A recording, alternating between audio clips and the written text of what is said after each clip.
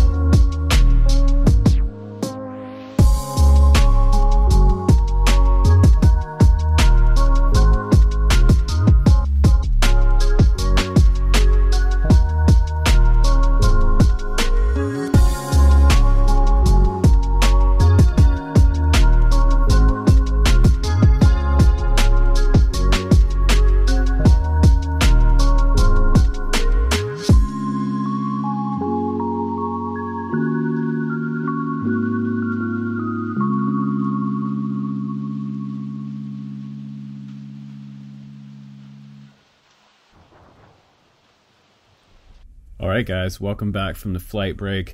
So just a quick rundown and analysis of the flight footage from the Hex for, you know, I think the footage could be better, and I like to do a lot of honest reviews.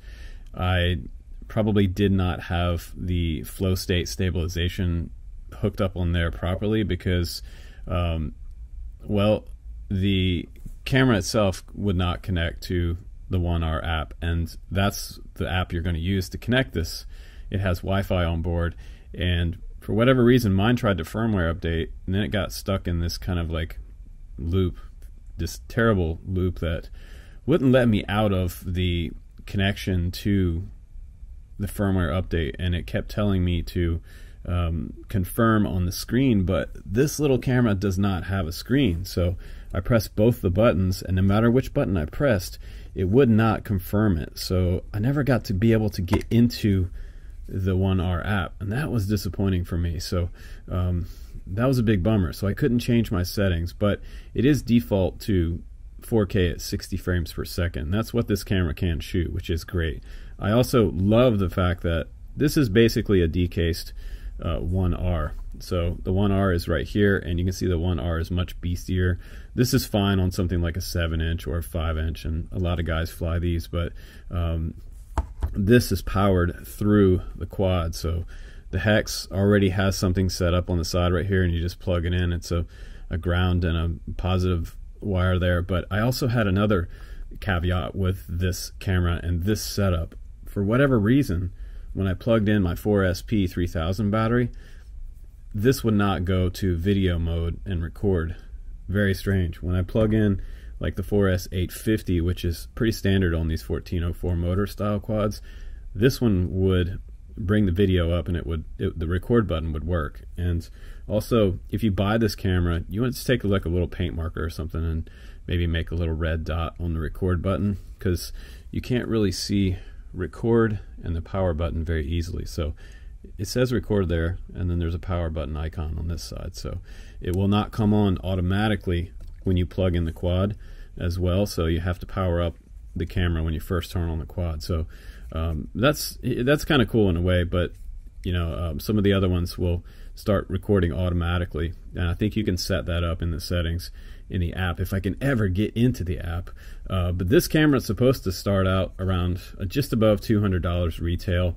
It does take a pretty big voltage range. We got 6 to 27 volts on this camera, so literally you can plug in like a 6S battery to this beast. But I probably wouldn't do that directly. It's nice to just power it off the flight controller. So if you have anything above 5 volt on your flight controller, if you have a 12 volt tab, a lot of new flight controllers have a 12 volt tab, so you could power right to that, or possibly even straight to the VBAT terminal on the ESCs. But you want to be careful doing that. I would advise a word of caution. On the side right here, we have a little clip that moves back and forth for the micro SD card, and this takes up to a 1 terabyte micro SD card. That's pretty crazy. And it comes with 2 different lens covers, and actually this one is a UV for just a lens protector, and also inside the box you get an ND16 filter. So my video was a little bit jittery, and some of you guys that are new to our hobby, the best way to get rid of jitters or a little bit of jitter in your quad is just to use an ND filter. It slows down the frame rate and enables a smoothing. It'll smooth out the video for you. So it does have around an f2.8 aperture on here as well, and it's equivalent to a 16mm wide angle lens as well. So but I find that this one has less sort of snaking, what I call snaking, when you do a pan with this quad than my standard GoPro. My Hero 7 has quite a bit of fisheye in it, and that's what I always hated about GoPros. When I do a pan on a drone, you'll see some kind of like horizon snake, or if you do a turn like this, if you do a pan and a turn at the same time, it will really snake out. So that's one thing, that the horizon stayed pretty flat on my turns with this camera, which is a really good thing. So a lot less GoPro fisheye effect in this one, which is really, really cool. So we also have flow state stabilization, which I mentioned before. You can turn on or turn off, and it also has HDR on here as well. So this little camera pretty much has everything that the Hero 7 series or 8 or 9 has, but in this around 32 gram format. So it does not have an external battery, so you do have to power it through the quad, whichever quad you're using. And I guess you could power up a little tiny battery behind it if you wanted to, just to keep it separate from your quad system. But let's go ahead and set it on the scale now and see what it weighs. We'll do a live weigh-in. And we're looking at 32.5 grams on the scale. And let's just set the Hero 7 on there. This is my older camera. It's been through hell, and that's 113 grams. So I know the new Hero 9 weighs around 150 some grams, so even quite a bit larger than the 7. I like this sort of smaller format they used to have going. And then let's put the 1R on there with that flat style lens, not the 360. The 1R is even lighter than the Hero 9, so 120.8 grams right there. But this is so cool that this is basically a decased naked 1R. You can't do the 360 option on here, but at 32.6 grams, who cares, because we have 4K at 60 frames per second.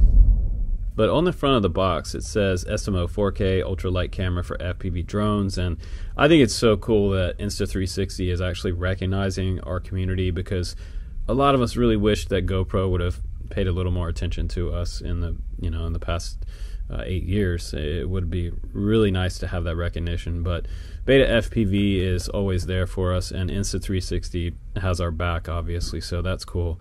It does say 4K wide angle on the front and flow state stabilization, which is your sort of like hyper smooth HDR photo and video, which is great. And it says 30 gram ultralight, but we saw on the scale it weighs with the SD card at 32.5 grams, I believe it was. And inside the box, the camera fits in there nicely. We have some extra hardware in here. You get 2 extra screws for the camera body. If you want to take this off, you also get a little sort of a star bit driver in there that'll take these 6 screws off the back and let you swap out the back plate. So this one is flat, and this one fits in this flat style mount that Flywheel includes. Just slides right through there. Your power plugs in on that side. You put your SD card in there. And then the other back plate that comes with it is this one, which has a little slot right here, and this hardware right here, this long bolt, and that nut goes through here, and that allows you to have tilt, whereas this one is fixed and it doesn't. But that's nice that they thought of us wanting to have 2 different style back plates. So when I first got it, it did have this plate on there, and I had to quickly remove it and put this single back plate without that piece, because it wouldn't slide all the way over on the Hex. So one thing to think about there, but super cool that they do have the tiltable version, which is nice, because it would be nice if we could tilt this. That's one maybe caveat about the Hex Explorer, as they're calling this one. I would like to be able to tilt that back a little further to just travel a little faster. If I'm trying to do some real long range with this quad, I want more tilt.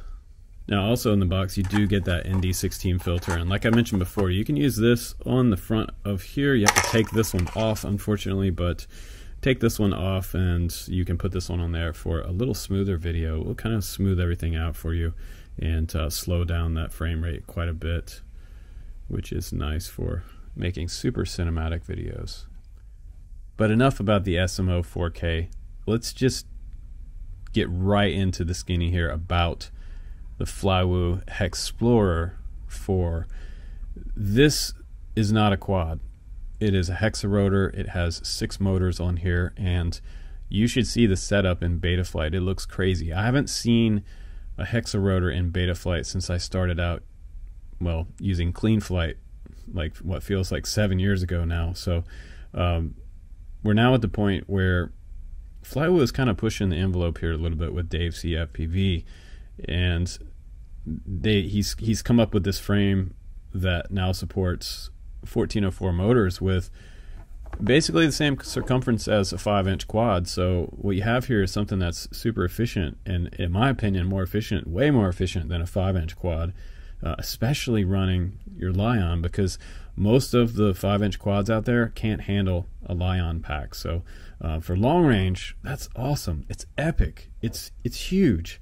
And what's awesome about it is it does freestyle as well. So this is really not something I really want to power loop trees with, because I feel like this is the ultimate spaceship cruiser.